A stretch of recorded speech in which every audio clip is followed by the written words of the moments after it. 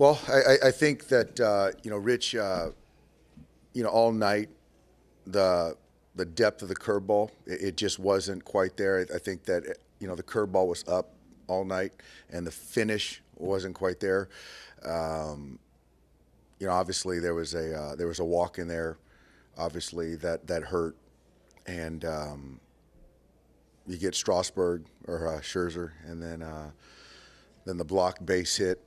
And so, one of those things right there, he competed, and I think to get out of that inning with one run and to get Kenta right there in that spot, to get Kendrick was big. And, to finish 3 innings and to be knotted up at 1, was a good spot for us with 6 innings to play. But I think tonight it was just one of those that the breaking ball command just didn't have that sharpness. Jorge on the left. Dave, could you just go through your sort of thought process going there with Julio and then after that with Pedro? Yeah, obviously you've got considered usage, recent usage with Kenta, and going multiples yesterday, and to get him to go 1+ again tonight. Loved him right there, and now you're talking about Julio. You're trying to get 1 inning out of, and that part of the order. Handedness doesn't matter. We've used Julio in that situation. So to hit for Kenta right there with Pollock, and then to have Julio in a spot that you like versus left and versus right, and at that point in time, I don't think he had that command tonight, to be quite honest. And there were balls that were just missing arm side, and got behind a Turner and yanked it in there. So I think Howie tried to get in there on him, and the base hit. And so right there for me, I just felt that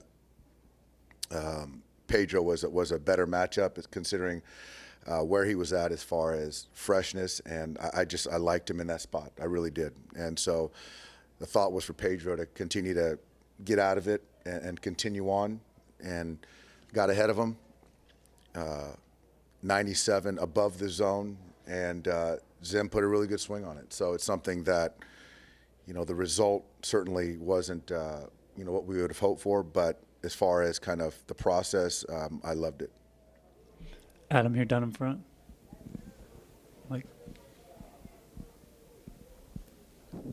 Dave, Clayton Kershaw was stirring early. Can you share what scenario would have brought him into the game, and also the fact you did not use him in that game, how it sets you up for Game 5? Yeah, obviously, in this game, Clayton was available, and it was more of a situation 7th, 8th, 6th, 7th, 8th, potentially 9th inning, tie or with a lead. And so obviously the game got away from us, and so now to preserve him and to have him ready to go, whatever we need from him for Game 5 is certainly a good thing to be piggybacked at some point with Walker. That's kind of the thought. Right here in the back. Dave, you head back home for Game 5. You have to be comfortable with that, but also from a baseball standpoint and a fan standpoint, that pitching matchup is going to be, marquee. Game 5, winner go home. Buehler, Strasburg, it's, those guys are premier pitchers in this league. And to get them in our place, we've just seen Strasburg recently, and obviously he had his way with us. So, we're going to have to make adjustments. And I'm sure, he's going to either do what he's been doing or make adjustments. And we got to kind of – I like the familiarity, the recent familiarity. There's going to be 45,000 fans there. But, yeah, as a fan, as a player, you live for moments like this. David in the middle. Dave, just your impressions of Scherzer tonight? You just can't say enough about him. You can't say enough about his compete. He just sort of wills his way to getting outs. And obviously in that first inning, we put up a run and with the homer. And, from that point on, he just – he minimizes damage. He punches a lot of guys, and I just can't see anybody better, really. And so I guess the one solace is we don't need to see him in Game 5. Adam in front. Dave, did the weather play any role for you in that game, particularly the wind and the way it knocked down some balls? Yeah, I mean, no, I mean, it's obviously works both ways. You know, Zim got his ball. Wind picked up, seemed like after that. I thought Seager hit a ball really well. Muncie hit a ball really well.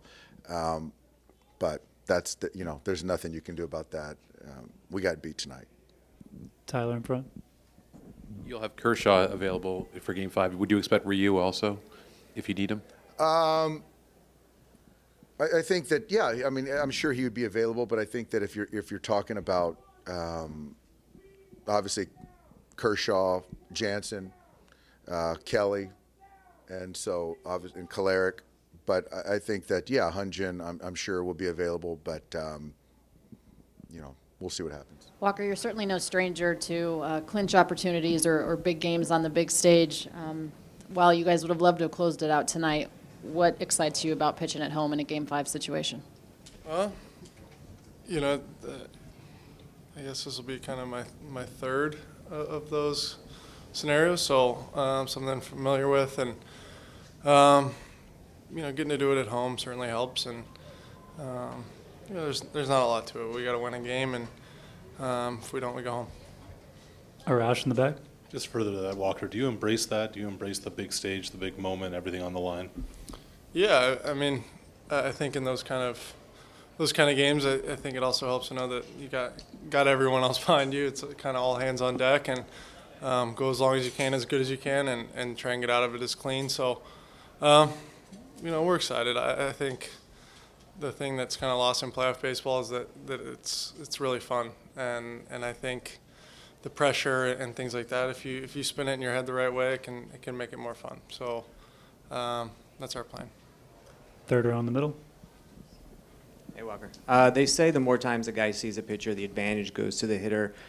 Are you aware of that when you're facing this team a second time, or do you just bring your best stuff rather than try to, you know, keep them off balance? This will be the fourth time I face him this year. You know, obviously being in the National League, playing him twice, and then threw against him twice, and then about 5 days ago. So, you know, I think I pitched against the Rockies 5 or 6 times last year. You know, there's always going to be familiarity. There's only 30 teams in this game, so you know, it is what it is. I don't really know if there's any difference. You know, if I look back at my outing, I think there's about 10 or 12 pitches I wish I would have made better, and I think there's probably 10 or 12 things that they wish they would have made better. So I think it's more about who makes a better adjustment than we've seen him 5 days ago. Right side in the back. Walker, I know you don't have to face him, you have to face their hitters, but just the intrigue of a Walker Buehler, Steven Strasburg matchup for a game that decides who goes to the LCS. Yeah, I mean, hopefully I'm in the game long enough to face him.